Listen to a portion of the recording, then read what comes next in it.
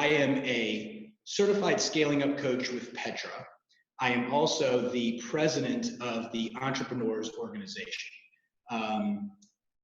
Last week, I got some pretty challenging news with one of my members. They laid off 60 people and they lost $2 million in revenue last week. And on Friday, we held a town hall with EO for EO Louisiana, and over 50% of our members are in severe crisis right now and not sure if their business is going to make it past the next 2 months without some pretty significant support. And I can tell you, I was feeling pretty low and I was feeling pretty down. And I came into the Petra weekly huddle on Monday. And what Andy Bailey said, and Andy Bailey's the founder of Petra and our head coach, really turned things around. And he said, guys and gals, I got one thing to say. Everyone wants to be a lion until it's time to do lion shit. Well, guess what, guys? It is time to do lion shit. Everybody wants to be a CEO. Everybody wants to be a leader until it comes down and comes to the time to do the really hard CEO stuff. And so that's what we're going to talk about today. We're going to talk about how do we get down and dirty and do that lion shit that we all have to do to get our companies past this really challenging moment in time. George Washington, Abraham Lincoln, Franklin Roosevelt. Why do we know these presidents' names so well? Not because of what types of leaders they were. We know them because of the types of crisis that they led this country through. These three men led this country through the most challenging times in our history. And that's why we know their names so well. That's why every child knows the history of Washington and Lincoln and Roosevelt. Well, this right now is your crisis. And it is time to lead your company through it. And how you respond and how you act at this very moment in time is how you are going to be remembered as a leader. So where do we start? Well, crisis leadership is really based on trust. Your teams and your customers must trust that you have their best interest at heart. So what does that mean? Well, it means that you actually have to have their best interests at heart. And that is hard because we are naturally selfish individuals, right? We think about our own self-interest first. But to be a true leader through crisis, you have to put your team and you have to put your customer needs ahead of yours and think about what is best for them at that time. And the way we do that is we want to rely on our core values and our core purpose. Now more than ever, we need to be talking about these things inside of our company. Crisis leadership allows us to rely on our core values and our core purpose. So the best example of crisis leadership that I know of is in 1982, the Tylenol crisis. So in Chicago, 4 people died of cyanide poisoning after consuming Tylenol. What did Johnson & Johnson and Tylenol do? They went to their core purpose. We believe our first responsibility is to the patients, doctors, and nurses, to mothers and fathers, and all others who use our products and services. In meeting their needs, everything we must do must be of the highest quality. We must consistently strive to provide value, reduce our costs, and maintain reasonable prices. So from that motto, they decided to pull every bottle of Tylenol off the shelves throughout the entire country, even though only 4 people died in Chicago. At the time, Tylenol had a 37% market share. The next 4 customers behind them didn't even add up to what they had, and they went down to 0 overnight. However, 2 years later, Tylenol ended up having over a 50% market share because the consumers rallied behind Tylenol and what they did. So now is the time to rely on those core values. Now is the time to look at your core purpose and really push that forward. And that's what your employees and that's what your customers are going to see from you. So after we rely on those core values, the next thing we have to do is think about what happens if we get sick, right? As leaders, we don't want to believe that we're vulnerable and we can possibly fall ill, but we can. And what happens if the leadership team all goes down to this? Who's going to run the company? So we really want to put a contingency plan in place for what happens if the top layer of the company gets sick. Who's going to run the day-to-day? Be thinking about this before you have to. And then what we're really talking about is a three-step roadmap. A three-step roadmap to get through what looks like could be a recession. That roadmap starts with who? Really looking at your team. Then it's about looking outward at your customers and really loving your customers. And then it's going to be about increasing your cash flow, doing whatever we have to do to increase cash flow just to get us through this very challenging time. And who really starts with you, right? For you to be the leader you want to be, you have to take care of yourself. So the first thing I want you to do is schedule time for yourself every day, at least 30 minutes. Time blocking your phone where you get up and you get outside, or you exercise, or you meditate, or you write in a journal, or you write notes of gratitude, right? When we're being grateful for things, we can't be upset at the same time. So who starts with you? Making sure that you take care of yourself so that then you can take care of other people. Next, it's about communication. And so, in the scale-up community, we're big on daily huddles, right? Well, daily huddles right now are more important than they ever have been. So these are the 9 things that Petra is communicating to our customers about daily huddles right now. So number 1, everybody needs to have video conferencing capabilities. We want to be able to see our teammates' faces. We need to be using a tool like Align, right? So this is a webinar for Align users, but there's also people from the outside community that are here. We want to be using something like Align so that we can document everything that's happening right now, and leadership can be looking at these tools later. Align is offering a 60-day trial for non-users to help get them through this challenging time. So make sure you're communicating to your friends and your other business associations about that. Then we want to have an order preset. In the huddle, we're going to have an order preset so everybody knows the order of who's going to go in the huddle before we actually go.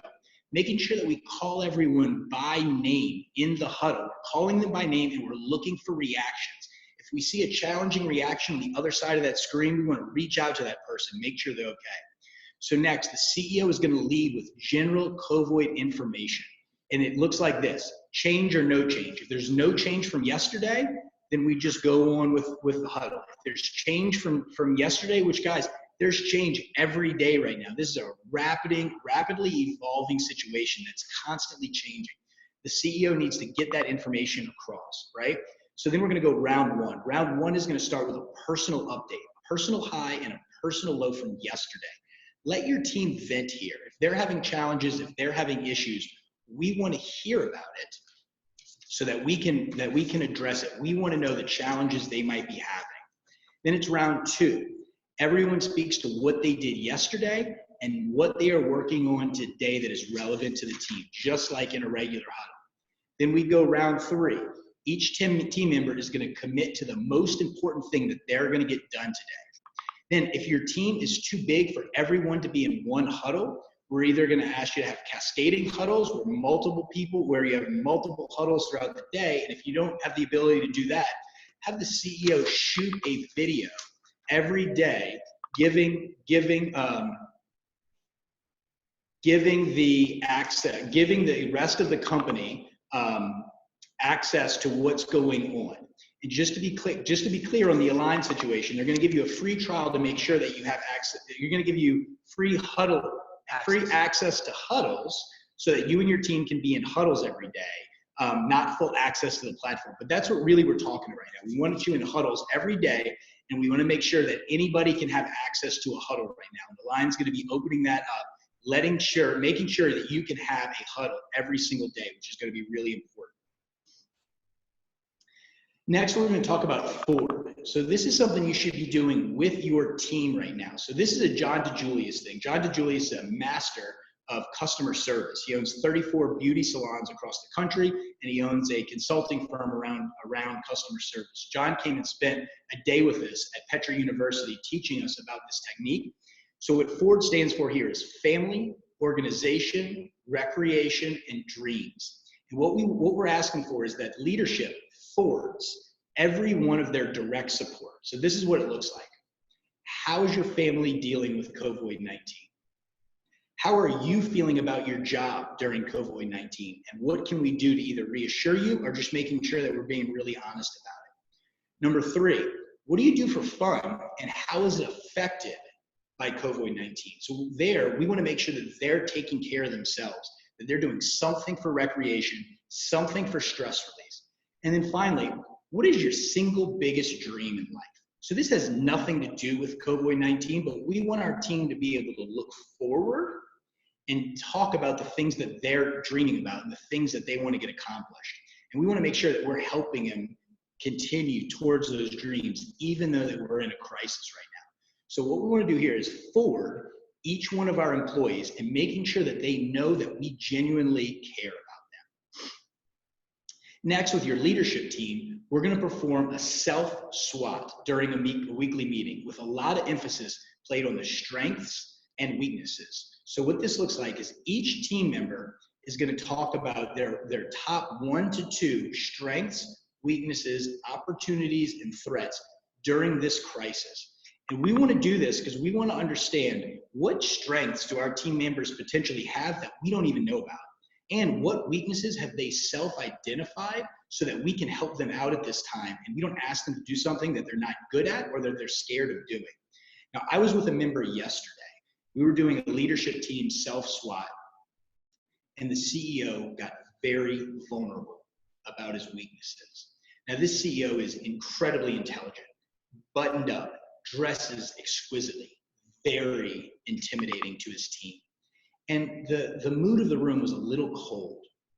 And it wasn't until the CEO really opened up and got vulnerable with his team and about his weaknesses and how he was feeling about the company's future and his future that everybody opened up and got vulnerable after that. The entire temperature of the room changed when the CEO was able to get vulnerable with the rest of his team. And it was like a switch got flipped, and the whole day really changed from there. And right after he did it, I sent him a text and I thanked him. I said, that was a turning point for this day, and potentially that might have been a turning point for this company as we battle this crisis. So we're looking at the team members' strengths, weaknesses, opportunities, and threats, and how we can best use or mitigate them at this time of crisis. Now we're looking at the team for a different reason. So guys, we might have to make some cuts. And the worst thing that we can do about making cuts is waiting too long. So the member that I was talking about working with, the day this news came out, they let 48 people go. And while that was incredibly hard, had they carried them for an extra week or 2 weeks, that would have been a lot of money down the drain. But the question is how do you know who to let go, right? Is it a gut feel? Well, at a time of crisis, we don't want to be making gut calls.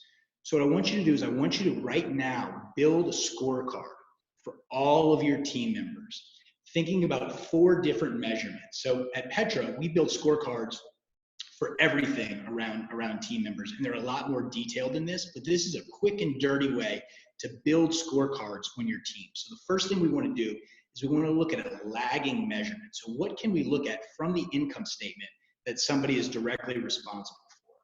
Then we want to look at a leading measurement. So what activities are they doing that we can score that directly affect that lagging measurement? Then we want to think about them as a leader, right? How do they lead their teams? Why do people leave jobs? Bad managers. So right now, if you've got somebody that is not a good leader in your team, this is the time to identify it. And then number 4, we want to look at core values. How does this team member live the core values? So this is an example of a scorecard. So my vice president of sales, their judge on revenue on my income statement. The activity I'm looking at is pipeline. What does that pipeline look like? And I'm scoring them right there. Then it's either me or their leader is giving an opinion of their leadership skills on a score of 0 to 10. And then finally, it's a core value score. How do I believe that this individual is living our core values? I'm getting an average, I'm creating a score, and then what I'm gonna do is I'm gonna set benchmarks, and I'm going to set guardrails, and I'm going to look at what financial situations are going to trigger the moves that I'm going to make. I want to do this exercise with my number 2, and we want to have a clear list of when we're going to let people go and who we're going to let go. And it's not going to be, oh my God, we're running out of money, we have to fire people. We know exactly what's going to happen in our bank account. That's going to trigger exactly what we have to do with the team members, and they're all identified and they're ranked, and we know the order. Don't let emotion get involved with this. Be very pragmatic about your approach on how you're going to let people go. This is the time to get rid of C players, but make sure you identify who those C players are. So next, as we transition to loving your customer. So I look at some customer relationships as I look at a type of a marriage, right? We do everything that we can to get a customer in the door. And a lot of times these relationships, they start off looking like this, and then they transition to looking something more like this, right? So we love our customers, and then we get them. And then we say what a pain they are, and we say that they're aggravating and that they're challenging. And sometimes we have animosity built with our customers. Right now, there is no time for animosity with your customers. So what we want to do is really form that love affair. So this is 4Q conversations adapted for this crisis. So this is straight out of Scaling Up. How do we use 4Q conversations right now? So the best example of 4Q conversations that I've ever heard about is what Andy Bailey did, and he wrote about it in his book, No Try Life. So the 2008 recession was coming. They were in the cellular and wireless business. They did a theme around having 200 4Q conversations. They started calling their customers and asking them how they were doing and what was going on. And alarm bells started to get triggered that a recession was coming. They figured out that the recession was coming. They were able to make a plan on what they were going to do to, instead of cutting lines off, just suspend them. And what they did eventually ended up saving their business because they got ahead of it. So this is what it looks like. We're calling our customer. The first thing we're saying is, how are you doing, right? Has nothing to do with the business. How are you doing as an individual, as a human being? Listen, this could be a 20 to 30 minute conversation. We want to hear what's going on in their life. Maybe nobody is asking them, right? They probably got kids at home, a wife at home, a husband at home, and it's a challenging situation. Let them talk about it and show empathy. Then we want to say, what's going on in your industry?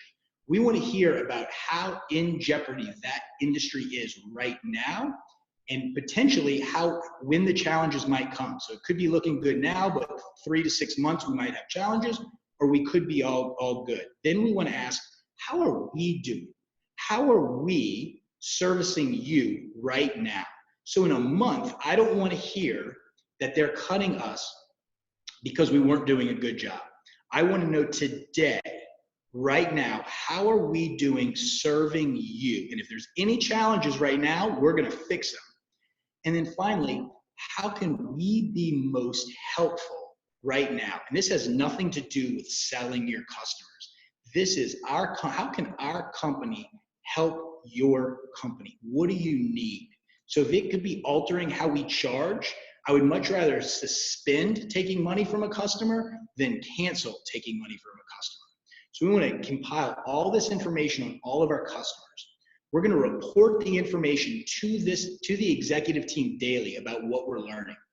We're going to start a customer service task force to create solutions and opportunities using the information that we're getting from our customers. How can we be most helpful, and how can we become the most sticky? So there's going to come a time where our customers start to cut things. We want to make sure we're the last thing to get cut. And then finally, we're going to close the loop with the customer, close the loop with the client, close the loop with the member. What does that mean? It means we're going to put our actions into place. We're going to figure out what the solutions are, and we're going to reach back out. We're going to reach back out to that client, and we're going to tell them exactly what we're going to do for them. We're going to document that, and we're going to let them know how we're going to solve the challenges that we've just heard from them. Now, guys, step 5 is opportunities, right? So opportunities are really difficult to go out and identify right now. We are scared. Our heads are buried in the sand, and all we're doing is looking for help and trying to put out the fires. But I want you to take just an hour or 2 hours and look for opportunities. There are industries that are going to boom from this. There are industries that are booming. How can you go out and support this? How can you go out and help these customers, help these clients find the opportunities? So what we call this is walking a mile in your customer's shoes. So with your leadership team, you're going to do a SWOT analysis as if you are that client. What are those clients' strengths right now? What are their weaknesses? What are their opportunities, and what are the threats? And then how can your company help strengthen the strengths, help mitigate some of their weaknesses, and help them to take advantage of their opportunities? So we're going to do a SWOT, walking a mile in our customer's shoes, really looking at it from their perspective, not our perspective, from their perspective. And then we're going to reach out to them and talk to them, walk them through what we did and see if there's an opportunity to do some business. Now, guys, I understand that this is hard right now. This is a hard thing to think about. I will facilitate a free 1-hour brainstorming session with your leadership team via Zoom to the first 10 people that email me today, Erik@petracoach.com. I will facilitate a free 1-hour brainstorming session around this process to help you find opportunities. So now we're going to talk about cash. So I compare cash to oxygen. Nobody thinks about oxygen until we don't have any. And then oxygen is all we can think about.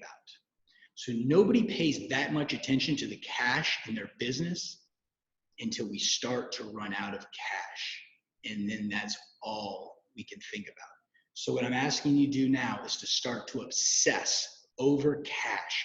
Cash is king in a recession.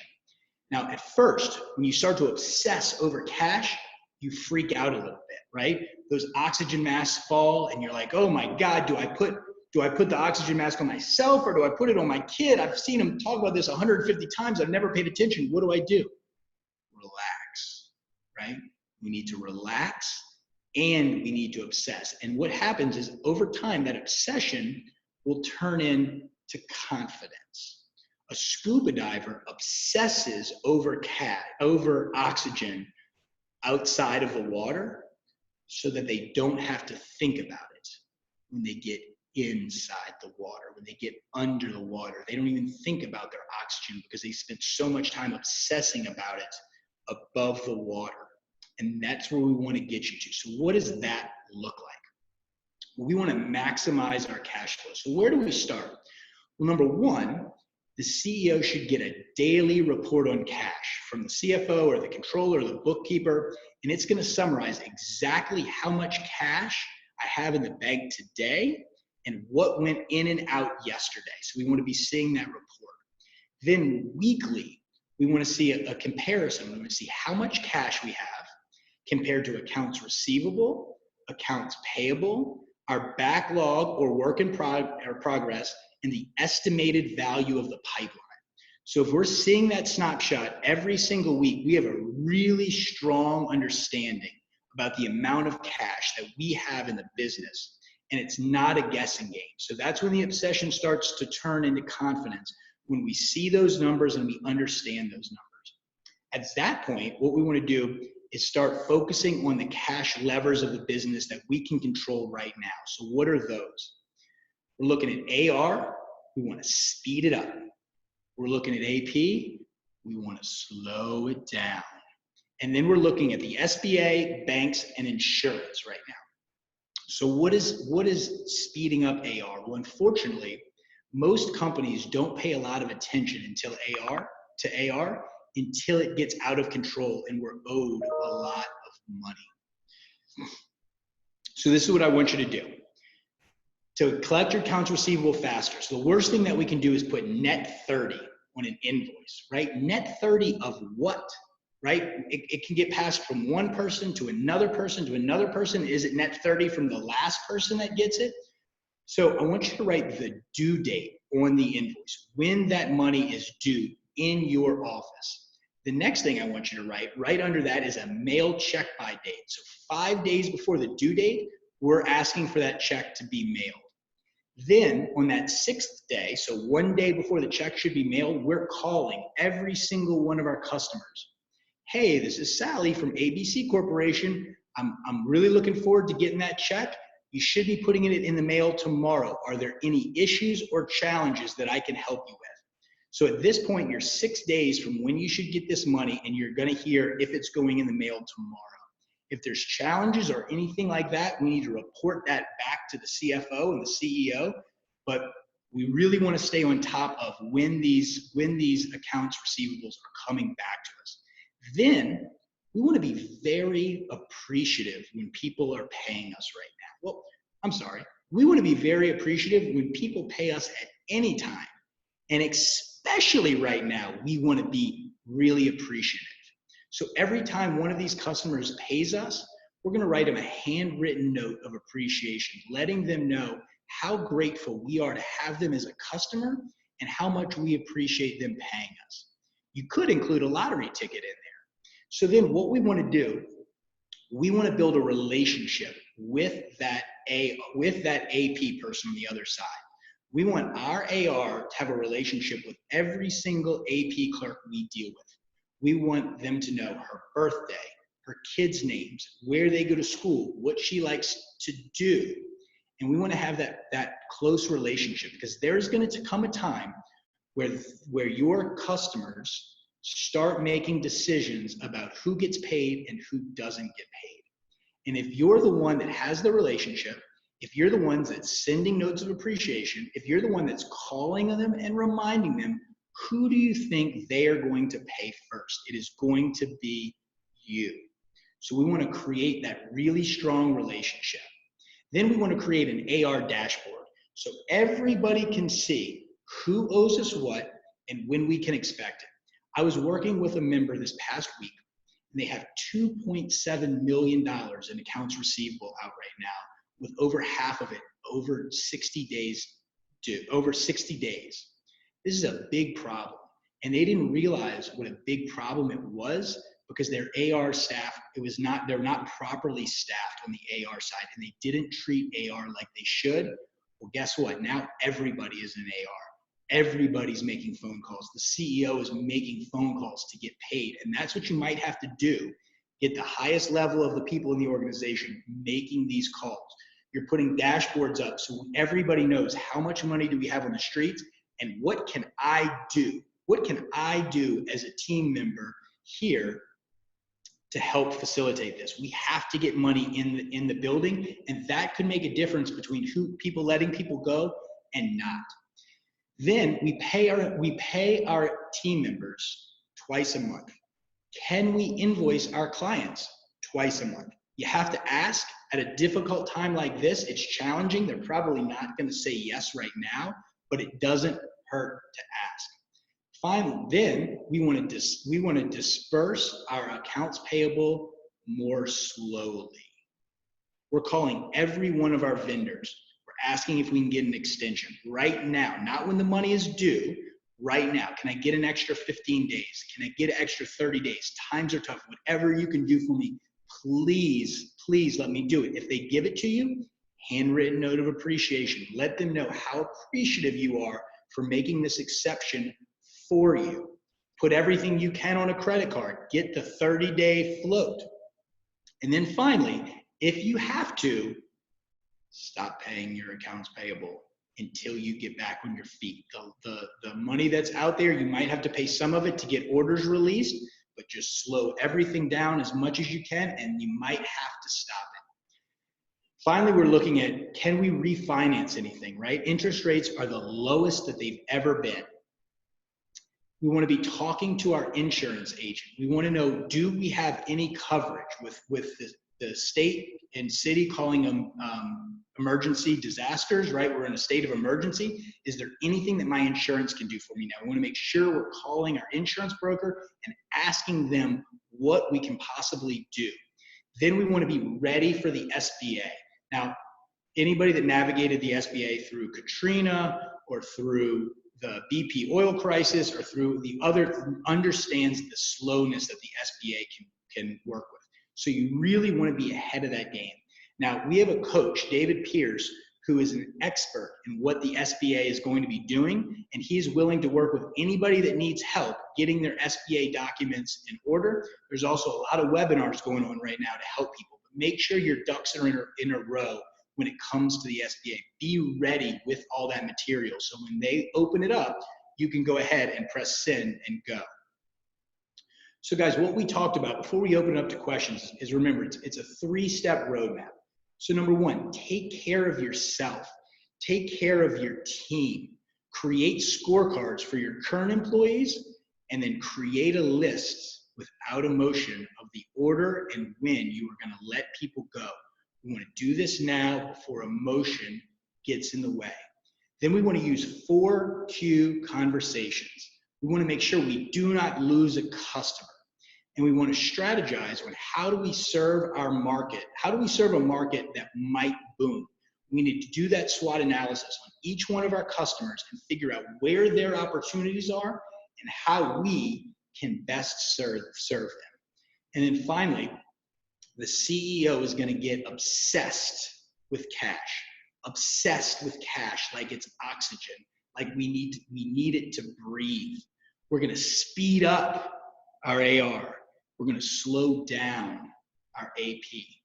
And we are going to be ready when the SBA opens up the floodgates that we get in first. We are totally prepared that we get in first.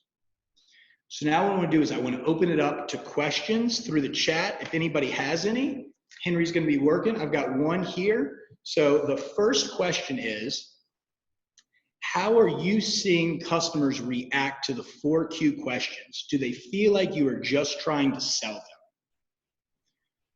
So that is a really good question. So I think it's all about the delivery, right? So it's all about how you deliver it. You can't go into those questions looking to sell something. You need to go into those questions with empathy in your heart, and you really need to be asking the questions from the heart on how you can best help them and how they're doing as people. Don't go in with the mindset that I'm going to go sell this person something or I'm going to go save this relationship. If you go in with empathy, you're going to come out of the conversation a lot better. Cool. Henry, what's the next one? We're just waiting for a couple to come in. One point of clarification on the Align offer. So our offer is to give free access to the Huddle tool throughout the crisis to support everyone while this goes on. And that information can be found on our website. So thank you, Henry. So free access to the Huddle tool while this crisis is going on. We want to make sure that teams can communicate with each other and there's a way to document it. We believe it's the most important thing you can be doing right now is having a strong pulse of communication. So really take advantage of that and get on the tool. It's really, really helpful at this time. All right, I got another question here. It's, can I have my HR person just for all of my employees? Well, first, respectfully, I would like you not to call them employees, right? They are your team members. Calling them employees does not help in any way in a situation like this. We are a team and we are at war, right? We don't want to call people employees. And no, you can't have your HR person just go and forward everybody. The point of it is the team members feel like you care about them. So what does that mean? You actually have to care about them. So their direct support is who should be asking them this question. They should be reaching out to each one of their team members and asking these questions and genuinely caring what type of response they are getting so that they can connect on a human level. Good question. I'm glad we cleared that up. All right, I got another one here, and it says, are there opportunities out there at all that you're seeing? I can't imagine there being opportunities. Great question. And look, I feel you for sure. And it does seem like there is not a lot of opportunities out there. This is This is not like anything we've faced. The entire world is facing this. But when we get into a fully defensive mode, there are no opportunities, right? We have to put some time to think offensively. I have a good friend who's in EO who felt the exact same way. He's in market research. Most of his clients are in hospitality, and he was not in a good place. Well, yesterday he reached out and he said, hey, we just got our first COVID-19 opportunity, and they got it through healthcare, and it's specific around market research on healthcare and how this is going to affect this client. And now what they're doing is they're building a bit of a case study around what they're doing, and they're going to market it to other healthcare firms. So there are opportunities out there. That's why we really need to dig and really put ourselves in our customers' shoes. And I know that is hard, and that's why I'm going to offer that free hour to anybody that wants to do it. But great question. All right, Eric, we have a question from Kristen Kopp. She asks, do you have suggested resources for keeping conversations focused on the positive while also addressing their concerns? I think that's team member concerns. Well, I think it starts with the CEO. And I think what we can do is also highlight a positive moment of the day or the week. So our talent manager or someone that works in that part of the business can figure out some good news that we want to relay and get out there to our team. But I also think, look, we can't kid ourselves, right? People are hurting. This is a challenge. We've got children at home that we don't know how to do this Common Core math, right? Things are crazy. Things are challenging. So I think it can't all be positive. I think we have to let our team members vent and talk about the negative. But I also think we need to highlight the positive stuff. And I think if we go back to our core values, right? If we're talking about how team members are living the core values, we're doing shout outs around the core values each day, then we're keeping it positive because we're looking for the good in every situation in a really challenging situation. Great question.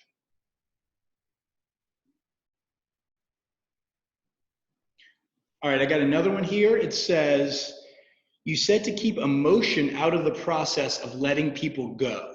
Is that realistic? Great question. Honestly, it's probably not realistic. These people have been with us for years.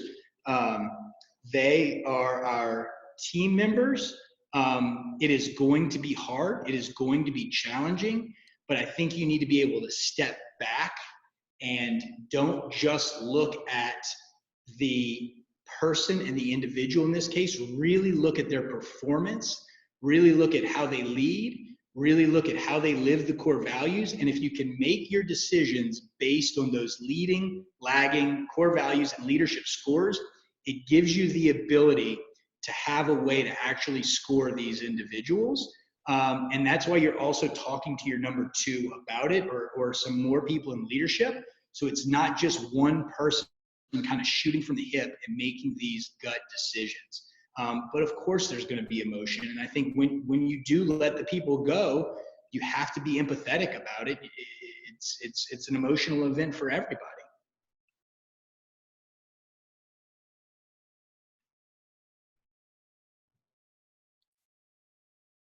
Henry, do we have anything else? Definitely still have the chat box open. I'm wondering if you could speak to a time where you've gone through something like this and what that experience was like. I know you may have been around New Orleans during Katrina, and if you could just speak to that experience and some of the lessons that it's taught you. Sure, great question. So I had a business during Hurricane Katrina. I had a home during Hurricane Katrina, and it all got wiped out. I think the positive side of this is that we don't need to go and rebuild. Our houses aren't filled with 12 feet of water. The economy is on a bit of a pause, and then it should restart. And look, I'm going to be honest here. We're in an election year. You know, how the government treats small business and treats individuals is really going to be under a microscope for the next 8 months. And I think that is a huge win for all of us. You know, those that went through the BP oil spill, you know, what a disaster that was. It took years to get paid on all this. I don't think that the administration is going to be able to have those types of delays in a scenario like this because they are worried about being reelected. And that sounds cold and that sounds callous, but that's kind of what politics is. But I'll say this, look, after Hurricane Katrina, New Orleans rallied together and came together and became a city that's so much stronger and more united than we were before. What an opportunity for the country to come together, for citizens globally to come together. And I think that has to be the positive, and that has to be how we potentially look at how we get out of this, and how do we make sure that we never get into a situation like this again. Luckily, COVID-19 is not that terrible to most people that get it. Sean Payton's going to be fine. He has no symptoms. The scary thing is what if it was a much worse virus that was killing a lot more people? And potentially that's going to happen one day. And I think we're going to be a lot better prepared for it in the future. Michael asks, do you have any examples of the 4Q system or a concrete case study around that? So in Andy Bailey's book, No Try Life, there are case studies around the 4Q system. Scaling up, it is a chapter in scaling up, 4Q questions. So if you look at scaling up or you look at No Try Life, there are a lot of examples of using these 4Q questions. But just think about it. Like, take case studies out of it. Like, think about what you're doing. You're calling up your contact and you're asking them how they are doing as a human being, right? One human being to another human being. So nobody's in B2B or B2C. That's ridiculous. We're people doing business with people. The first thing you're asking is, how is that person doing as a human being? It's going to mean something, right? You should be asking everybody that. What's going on in your industry? That's really important stuff to know right now, and you want to hear it firsthand. How are we doing, right? I don't need a case study to know that. I want to know at this moment how my company is serving your company and what can we be doing better. And then finally, is there anything that we can do for you right now as a company? And this can be around payment too. If someone can't afford to pay me and they're scared to say that and they're just going to cancel the service, I want to know that so I can work with them and say, hey, look, let's suspend it for a month. Let's suspend it for 2 months. So we can get you to a point where you are able to pay. So, more than case studies, I think it's kind of common sense questions that we want to be communicating as human beings. Same thing with the Ford, right? I need to be asking my employees, my team members, how they're doing, how they're holding up, right? We're human beings. We're all going through something we've never gone through before, and people are hurting, and people want to be vulnerable, and they just need the outlet to know that it's okay. Great question. Thank you. Awesome. And yeah, we'll take a couple more, but Herb Cogliano has this to say in the chat that I think is really relevant. He says, I believe that unlike other downturns, we will be able to watch the COVID-19 cases track, and as its levels declines, it will be a great sign of our return. In other recessions, we have never had the benefit of that type of sign. So I think a great point there. Yeah, and look, I was in a meeting with a member yesterday, and they were reading the good news that was coming out of China. A lot of positive results coming there. They've got it under control. They closed the last hospital. There's no new cases that are popping up, and that was about 9 weeks. I think we got ahead of it a little bit better than them, but that remains to be seen. But there's an end in sight. The end is already happened in China. It is going to end here. We are going to get through this. It's just, what do we do for the next 4 to 6 weeks to stay whole, to keep our people together, and to stay unified? And that's why those daily huddles are really, really important. Again, Align is giving the chat part, the daily huddle part away, so you can keep in touch with your people on a daily basis. It's super important that we're pulsing together as a team. This is the time we could drift apart. We got to keep everybody together. Anything else, Henry? No more questions in the chat. All right, guys. Well, I want to thank everybody for joining us today. I want to thank for those great questions. There's going to be a recording of this. I want to thank Align for putting this together. I'm a big fan of Align. We use it with all of our members. We use it as a team. It's incredibly helpful. Take advantage of it at a time like this. This is when we need to be communicating. So again, Erik Frank, Petra Coach, EO Louisiana, signing off. Thanks a bunch. Thank you, Erik.